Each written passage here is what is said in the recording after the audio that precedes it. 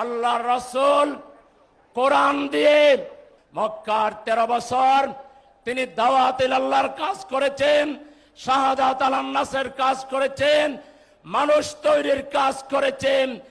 এক পর্যায়ে আল্লাহর নির্দেশে তিনি মদিনায় হিজরত করে মাত্র 313 জন কম বেশি সাহাবী নিয়ে মদিনায় কোরআন দিয়ে একটি রাষ্ট্র কায়েম করেছিলেন, যেই রাষ্ট্রে কোনো চুরি ছিল না, ডাকাতি ছিল না, বেহায়াপনা ছিল না, অশ্লীলতা ছিল না।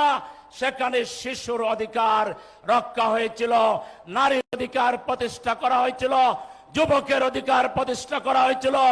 প্রত্যেকটা নাগরিক সেখানে সুবিচার পেয়েছিল। মদিনা রাষ্ট্র নামে তিনি যে রাষ্ট্র কায়েম করেছিলেন, আজ অবতরী তার সমতুল্য কোন রাষ্ট্র পৃথিবীতে কায়েম হয়নি।